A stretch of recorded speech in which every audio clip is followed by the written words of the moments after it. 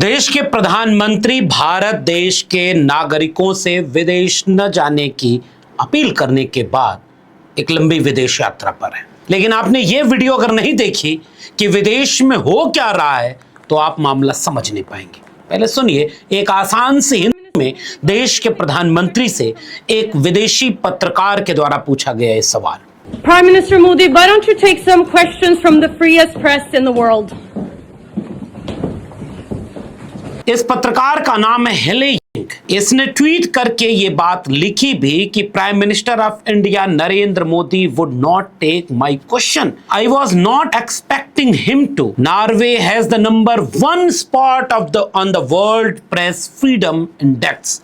India is at 157th। ये विदेश यात्रा में हो रहा है। विदेश में किसी देश का प्रधानमंत्री कह दे रहा है कि भारत में अल्पसंख्यकों के साथ और प्रेस के साथ सही रवैया अख्तियार नहीं किया जा रहा है और भारत के एक अधिकारी के द्वारा नैतिक भाषण दिया जा रहा है। जिस वक्त देश में दिल्ली से लेकर के मथुरा तक बीजेपी के नेता तेल बचाने के नाम पर मस्खरी करते हुए एक दिन का इवेंट कर रहे हैं, कोई ई रिक्शा पे जा रहा है, कोई साइकिल से, कोई पैदल चल दे रहा है, और वहीं दूसरी तरफ हकीकत में अडानी का सारा केस वापस हो जा रहा है और वर्ल्ड टूर पर गए प्रधानमंत्री क्या लेकर लौट रहे हैं, थोड़ा इसका विश्लेषण किया जाए। नेता प्रतिपक्ष को पहले सुन लीजिए। उन्होंने कहा कि संकट कितना गहरा है लेकिन देश के प्रधानमंत्री को इसकी चिंता नहीं है। अब आर्थिक तूफान आ रहा है और उन्होंने जो स्ट्रक्चर बनाया है अदानी अंबानी वाला, वो अब खड़ा नहीं रहेगा, वो टूटेगा पूरा का पूरा। और दुख की बात है कि नुकसान आम जनता को, मतलब वो अपने महलों में बैठे रहेंगे और यूपी के जो युवा हैं, यूपी के जो जनता है, उनको पूरा का पूरा शॉक उनको लगेगा। अब आते हैं विदेश टूर पर। विदेश टूर पर देश के प्रधानमंत्री डच, नॉर्वे, इन देशों की यात्रा पर है और प्रधानमंत्री जब पहले जगह पर जाते हैं तो वहां पर डच देश, और वहां जाकर के उनको यह सुनने को मिल गया उस राष्ट्र के प्रमुख लोगों से कि भारत देश में अल्पसंख्यकों, मानवाधिकारों को लेकर के चिंता है, स्थिति ठीक नहीं है। और इसके बाद जवाब देते हुए भारत के एक बड़े आला अधिकारी का एक पूरा व्याख्यान के केंद्र में यह है कि भारत की सिविलाइजेशनल हिस्ट्री कितनी बड़ी है, 4 धर्म पैदा किया, अनगिनत भाषाओं की विविधता है, खाने पीने की विविधता है, हम वो डेमोक्रेसी है जो अपने यहाँ इलेक्शन करते हैं, मोबाइल दिखाते हुए फिर वो कहते हैं कि कैसे हम फ्रीडम ऑफ प्रेस की बात हो रही तो फ्रीडम ऑफ स्पीच और सोशल मीडिया की बात करते हैं। और ये सब कुछ सफाई देनी पड़ रही है भारत के एक विदेश अधिकारी के द्वारा कि भारत क्यों बड़ा देश है और क्यों सुरक्षित है। Let me tell you from my experience. We face these kind of questions basically because of the lack of understanding of the person who asked the question. India is a country of 1.4 billion people, the largest populated country in the world, a country of civilization of more than 5,000 years old. It's a diverse country. People, in diversity in terms of culture, diversity in terms of languages, diversity in terms of food, diversity in terms of religion. Look at India, how beautiful it is. There is no other country in the world which have 4 religions have originated: Hinduism, Buddhism, Jainism and Sikhism. These religions originated in India and continue to flourish in India. अब आप ये छोटी छोटी clip जो आपने इन अधिकारी महोदय की देखी, इसमें जितनी भारत की विशेषता बताई जा रही है, हमारे जैसे लोग इसी विशेषता को बचाने, इसी विविधता को बचाने और भारत के इसी रूप को बचाने की जब बात करते हैं तो इस देश की हुकूमत हमें कुछ और समझती है, किसी से नौकरी छीनती है, किसी को जेल में डालती है सवाल पूछने मात्र से। और दुनिया के फलक पर जब भारत का कोई प्रतिनिधि खड़ा होता है तो उसी की बात करता है जो बात हम करते हैं। उसे संविधान की याद आती है, उसे स्वतंत्रता, समानता, बंधुता की याद आती है, उसे भारत के 5000 साल के ज्ञात इतिहास की बात आती है, उसे भारत के वैज्ञानिक खोजों और तर्क विवेक की बात आती है, उसे बुद्ध की याद आती है। उसे लोकतंत्र की याद आती है, चुनाव की याद आती है, अधिकार जो महिलाओं को दिया गया उस सब की याद आती है। लेकिन जब हम इस देश में बाबा साहब डॉक्टर अंबेडकर, महात्मा ज्योतिबा फूले, डॉक्टर राम मनोहर लोहिया और संविधान की बात करते हैं तो यहां बीजेपी और आरएसएस को यह बात अच्छी नहीं लगती। और भारत में इसी विविधता को, इसी सर्वधर्म समभाव को, सोशलिज्म, सेकुलरिज्म को कुचला जाता है। इस आयरनी को आपको समझने के लिए इससे बेहतर विकल्प और क्या मिलेगा। दूसरे दिन तो और वाकया दिलचस्प हो गया, जिसका अभी आपको मैंने वीडियो दिखाई, जरा फिर से देखिए कि जब भारत के प्रधानमंत्री, और जब विदेश में होते हैं भारत के प्रधानमंत्री, तो वो हम सब के प्रधानमंत्री होते हैं। हम अपने देश में संविधान के द्वारा दिए गए अधिकार का इस्तेमाल करते हुए उनकी आलोचना भी करेंगे, सवाल भी करेंगे। लेकिन अगर हमारे प्रधानमंत्री के साथ दुनिया के किसी मंच पर कोई भी भेदभाव होता है तो वो हमारे साथ है, वो भारत देश के साथ है, क्योंकि वो उस देश का प्रतिनिधित्व करते हैं। अब आप इस दृश्य को देखिए, एक भारतीय होने के नाते हम इस पर क्यों ना शर्मिंदा हों। भारत के प्रधानमंत्री, एक पत्रकार ये कह रही है कि हम दुनिया के सबसे आजाद प्रेस वाले देश हैं, आजाद पत्रकारिता वाले देश हैं, और आप एक सवाल नहीं सुन पाते, आप अपने देश के पत्रकारों का जवाब नहीं देते और आप बिना सवाल सुने जा रहे हैं। ये देखिए। Prime Minister Modi, why don't you take some questions from the freest press in the world? इससे भारत का कद ऊंचा हुआ है या नीचा?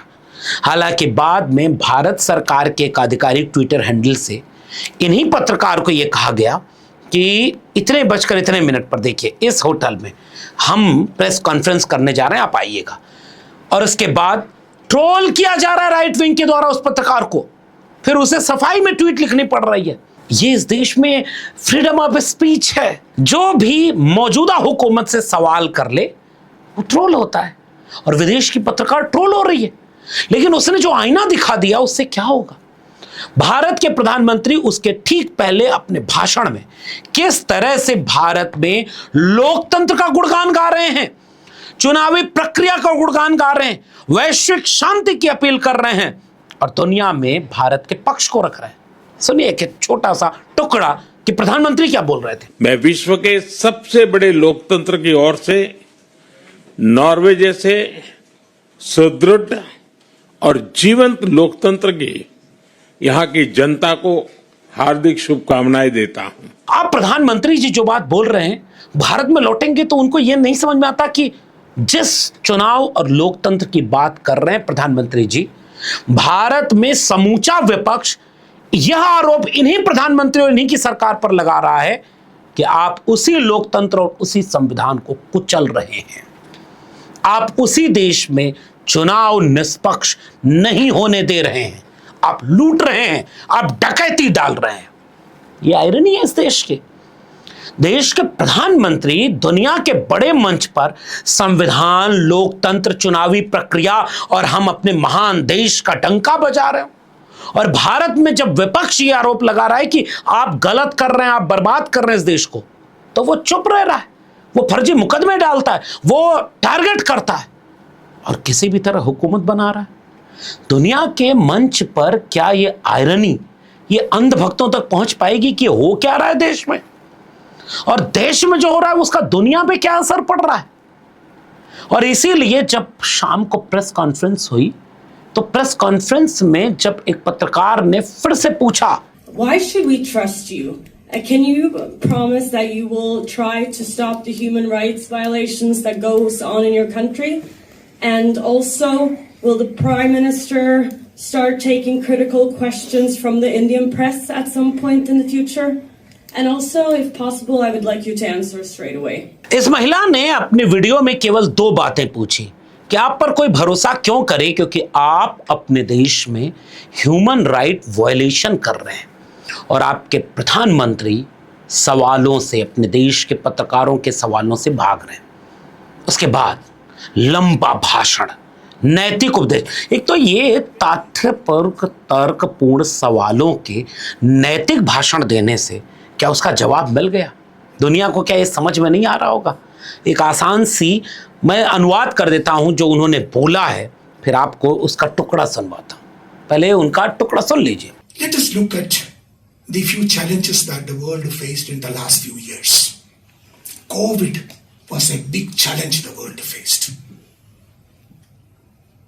And how do you test the trust on a country? One, what is a country? A country today has 4 elements. 1, population. 2, government. 3rd, sovereignty. And 4th, territory. So that is what makes a country a country. And we are proud that we are a civilizational country of 5,000 years old. अब ये महोदय जो भाषण दे रहे थे नैतिक उपदेश, क्यों न यकीन करे, ये तो अच्छी बात है। चलिए ये बात उन्होंने गिनाई कि भारत एक 5,000 साल का नैरंतर्य वाला सिविलाइजेशन है, सभ्यता है, और इसने देश दुनिया को जीरो दिया, संख्या दी, इसने योगा दिया, इसने कोविड वैक्सीन में दुनिया के सामने बढ़ करके अपनी बात कही, और उसके बाद सरकार की तरफ से वो G20 समिट, AI समिट से लेकर के तमाम भारत की सरकारी कार्यक्रमों के गुणगान भी गाने लगे। फिर उसके बाद वो उसी डेमोक्रेसी और इलेक्शन पर लौटते हैं, फ्रीडम स्ट्रगल और महात्मा गांधी को याद करते हैं, और कॉन्स्टिट्यूशन के सोशलिस्ट, सेकुलर और federal structure, fundamental right, fundamental duties की बात कर रहे थे। अब इसका मतलब क्या है? मैं फिर से यही कह रहा हूं। बीच में वो पत्रकार कहती है कि मान्यवर, एक तो पहले 1 to 1 मैंने सवाल किया, आप जवाब दे दें, तो एक अधिकारी उनको कहते हैं नहीं, ये हम चला रहे हैं प्रेस कॉन्फ्रेंस, आप चुपचाप हमारी बात है। Please don't interrupt me. Please don't interrupt me. You ask me a question. Please. This is my press conference. You ask why should a country trust India? Why should a country trust India? Why should a country trust India? Let me answer that question. चलिए ठीक है, ये सब एक तरीका है। फिर जब वो जवाब दे रहे थे, आप पर कोई यकीन क्यों करे, इसका सवाल जुड़ा हुआ था ह्यूमन राइट वायलेशन से और अपने पत्रकारों के सवालों के जवाब न देने से कि प्रधानमंत्री जवाब क्यों नहीं देते हैं। सिविलाइजेशन पे चले गए, जीरो दिया, ये दिया, वो दिया। वैसे मैं कुछ कड़वी बातें पहले बोला करता था, अब तो नहीं बोलता हूं, कि भारत में आरएसएस और बीजेपी क्या क्या देने की बात करती है। वर्ण व्यवस्था, जाति व्यवस्था, मनुस्मृति, मुख से पैदा, ये वो, इसको दुनिया पर नहीं बताते आप ना। मैं बार बार यही पूछता हूं। चलो, इसलिए भारत के इस तरह की चीज़ों में यकीन रखने वालों को भी थोड़ा देखना चाहिए कि दुनिया के मंचों पर सिविलाइजेशन की बात होती है, लिखित इतिहास की। 4 धर्म हमने दिए, तो डाइवर्सिटी, उन धर्मों के खिलाफ कोई अगर लड़ाई लड़ाए तो फिर आप क्या कहेंगे? एक भाषा थोपते हैं और दुनिया में जाके कह रहे हैं 22 भाषाओं को सम्मान देते हैं।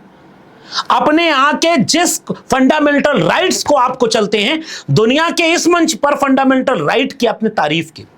अपने यहाँ महिलाओं पर शोषण, अन्याय, अत्याचार नहीं रोक पा रहे हैं और दुनिया कह रहे हैं हमने वोटिंग राइट दिया, बाबा साहब अम्बेडकर ने दिया, संविधान सभा ने दिया, और संविधान सभा ने जो वोटिंग राइट महिलाओं को दिया, पुरुषों को दिया, गरीबों को दिया, किसानों को दिया, मजदूरों को दिया, आम भारतीय नागरिकों को दिया, उन्हें सेकुलर डेमोक्रेटिक फैब्रिक बनाया इंडिया का। यही तो आपने तारीफ में दुनिया के मंच पर बोला, अच्छा लगा हमें।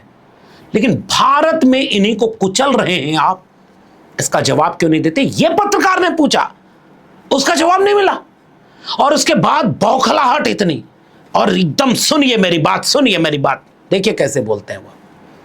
Please don't interrupt me. Please don't interrupt me. You ask me a question. Please. This is my press conference. ये हाल है। और सीधा सवाल था कि भारत के प्रधानमंत्री क्यों सवालों का जवाब नहीं ले रहे, क्यों सवालों से भाग रहे। तो सोशल मीडिया पर लोग भारत के पूर्व प्रधानमंत्रियों के पुराने वीडियो शेयर कर रहे हैं। पहले वीडियो मनमोहन सिंह को देखिए, जिन्हें मनमोहन सिंह करके बीजेपी ने दुष्प्रचारित किया, इनका अपमान किया, इनको जलील किया, इनका मजाक उड़ाया। और मनमोहन सिंह जब विदेश गए हैं तो क्या बोलते हैं, जरा आसान अंग्रेजी है, सुन लीजिए। Like to say that I was not the prime minister who was afraid of talking to the press. I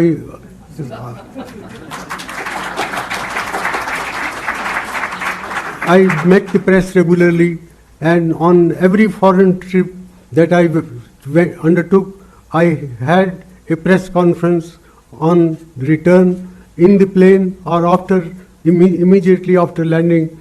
So there is a large number of those press conferences whose results are also described. And I remember very vividly in 2005 when I went to Washington, the National Press Club invited me to address. Our officials were nervous that I would not be able to manage the National Press Club, but that was a very successful conference, and that conference, its verbatim record is published in these volumes. That will give you an idea of what I was able to achieve in dealing with ladies and gentlemen of the press. Manmohan Singh साफ तौर पर कहते हैं कि मैं वो प्रधानमंत्री नहीं हूं जो विदेश में आकर प्रेस से घबराऊं और मीडिया के जवाब न दूं, मैं जवाब दूंगा। आज लोग तुलना करने लगे कि ये प्रधानमंत्री, सवाल पूछा जा रहा तो निकल रहे हैं, और वहां के पुराने प्रधानमंत्री क्या कर रहे हैं। और तो और इंदिरा गांधी की एक पुरानी वीडियो वायरल हो रही है जिसको आपको देखना चाहिए कि कैसे घिर करके प्रेस से बैठ करके किस सहजता से इंदिरा गांधी बात कर रहे हैं। वैसे भारत में अब अगर विपक्षी नेताओं की बात करेंगे तो इस तस्वीर को गौर से देखिए।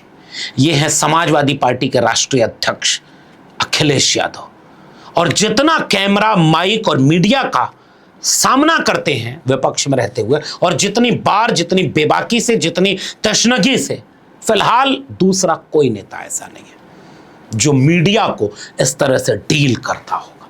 लेकिन भारत के प्रधानमंत्री ने ये जो अपमान कराया है, इससे एक भारतीय होने के नाते हमारा भी तो मन आहत है। और अधिकारी जवाब न दे पाए, अधिकारी मजाक उड़वा दे, अधिकारी फंस जाए, तर्कपूर्ण जवाब देने के बजाय वो डिप्लोमेटिक भी ढंग से नहीं हो पाया, जबकि वो आईएएस, आईएफएस, आईआरएस जो भी होगा, उसे सबसे पहली चीज सुननी थी, सीखनी थी डिप्लोमेसी, कि वैश्विक मंच पर भारत का कहीं से भी कद नीचा न होने दिया जाए। और तुमने क्या कर दिया? इतना हास्यास्पद ये पूरा का पूरा प्रकरण है जिसकी पूरी सोशल मीडिया पर भयानक खिल्ली उड़ रही है। सवाल पूछा जा रहा है और इसका जवाब नहीं मिल रहा है, और राइट विंग इसीलिए ट्रोल कर रहा है कि ये सब तो वो कर रहे हैं, प्रायोजित लोग हैं। अब लोग तो लोग भारत के प्रधानमंत्री के भक्त, अंधभक्त कह रहे हैं कि कहां वो सवालों से भागते हैं। उन्होंने आम चूस कर खाते हैं वाले सवालों का जवाब दिया। थकते क्यों नहीं हैं? जेब में पर्स रखते हैं कि नहीं? टॉनिक लेते हैं कि नहीं? भारत के मीडिया ने देश के प्रधानमंत्री से ये सवाल पूछे हैं, देखिए। मेरा पहला सवाल होगा ये कि क्या ये चुनाव महज एक फॉर्मेलिटी है? हौले हौले हो जाएगा प्यार, अब की बार 400 पार। किसी ने लिखा दिल का भंवर करे पुकार, अब की बार 400 पार। तो सर रफ्तार ये रहेगी तो फिर 29 में भी 450 पार की बात होगी। प्रधानमंत्री जी, क्या आप सिर्फ 24 की तैयारी करके बैठे हैं, 29 की भी करके बैठे? सर देखिए, ये कितनी बड़ी बात है कि चुनाव समाप्त नहीं हुआ और हम आपके अगले टर्म की बात कर रहे हैं। आपने कहा 2047 तक, तो कह रहे हैं मोदी जी ने बड़ा लंबा प्रोग्राम बना दिया, ये तो कहीं जाने वाली नहीं 47 तक। उत्तर से दक्षिण तक, पूर्व से पश्चिम तक एक नैरेटिव है मोदी जी, और ये हमारा एनालिसिस है, वो है नरेंद्र मोदी। मोदी एक नैरेटिव है। मैंने देखा हर जगह आप जिम्मेदारी लेकर खड़े हो जाते हैं कि मोदी के नाम पर वोट देना है। वोट तो सिर्फ मोदी जी को जा रहा है क्योंकि मोदी जी की गारंटी है कि भाई आपके नाम पे ही जीत के आना है। और फिर ये भी लिख दिया कि चटनी के बिना ढोकला बेकार, अब की बार फिर से मोदी सरकार। मोदी जी वो कुछ पाकिस्तान से वीडियोस भी आते हैं, वो कह रहे हैं कि मोदी वहां भी प्रधानमंत्री बन जाए। नतीजों के बाद राहुल होंगे फरार, अब की बार 400 पार। और भारत की मीडिया ने अपनी धज्जी उड़वाई है। 157 नंबर पर होने वाली मीडिया को दुनिया में प्रेस फ्रीडम इंडेक्स में नंबर 1 वाली कंट्री ने एक आईना दिखा दिया, और आईना आपको देखना है। इस देश के प्रधानमंत्री से एक इंटरव्यू ऐसा हुआ था जिसकी याद लोगों को बार बार आती है, जब प्रधानमंत्री को पानी का गिलास पीना पड़ा था करण थापर का। ये छोटी सी क्लिप देख लीजिए। Allow to rest. Purple water. पानी आप पीछे दोस्ती बनी रहे, अपनी दोस्ती बनी रहे। You came here, I'm happy and thankful to you. पर मोदी साहब, मोदी साहब, कल देखो मैं दोस्ताना संबंध बनाना चाहता हूँ। और इन सब को देखने के बाद सोचिएगा कि इस देश के मीडिया उस संविधान, उस लोकतंत्र और उस चुनाव प्रक्रिया को बचाने में शामिल है जिसकी तारीफ दुनिया के मंच पर भारत के प्रतिनिधियों ने की, मगर भारत में विपक्ष और देश का जागरूक नागरिक कह रहा है, इन सब को बर्बाद जब किया जा रहा है तो ये मीडिया दरबारी बनी हुई है। ये मीडिया कभी झालमुड़ी की तारीफ करती है, कभी 2000 रुपए के नोट में चिप ढूंढती है, कभी गोबर में विज्ञान वाला अंधविश्वास फैलाती है, कभी इस्लामाबाद कराची कब्जा कराती है, कभी स्टूल में छेद क्यों होता है इसकी वजह बताती है, तो कभी कहती है कि फ्री वीज कितना गड़बड़ है। भारत के सारी समस्याओं के जड़ लोकतंत्र है। ऐसी मीडिया से देश का भला होगा क्या? ये आईने की तरह साफ दृश्य है। जाते जाते इन नेताओं के तमाशों को देखते जाइए। पहले अपनी दृश्य देखिए कि इस देश में पिछले 24 घंटे में देश के पेट्रोल पंपों पर देश के सार्वजनिक आम व्यक्ति के साथ क्या हो रहा है, उसकी परेशानी, उसकी बदहाली, उसकी बेबसी देखिए। और उसके बाद मथुरा के सांसद हेमा मालिनी से लेकर दिल्ली के मंत्री प्रवेश वर्मा तक का ये मस्खरापन देखिए कि वो आगे आगे साइकिल या ई रिक्शा से चल रहे हैं और आसपास हूटर बजाती गाड़ियां उनकी सुरक्षा में चल रही हैं। और मूर्खों के देश को समझने वाले ये बता रहे हैं कि हम तेल बचा रहे हैं। नहीं साहब, आप पीआर करते हुए अपनी कुर्सी बचाने के लिए लगे हुए हैं। इस देश की जनता को अगर इस सब के बाद भी समझ में नहीं आता है तो उसे बधाई दीजिए, वो गुलामी के लिए तैयार हो चुकी है। फिलहाल इस वीडियो में इतना ही। अगर वीडियो पसंद आई हो तो लोगों तक शेयर करना मत भूलिएगा। चैनल को सब्सक्राइब नहीं किया है तो जाते थे चैनल सब्सक्राइब कर लीजिए। बेल आइकॉन यानी घंटी का बटन दबाएंगे तो वीडियो की सूचना मिलेगी, ज्वाइन करेंगे तो हमें ताकत मिलेगी। फिर मिलेंगे, तब तक के लिए धन्यवाद।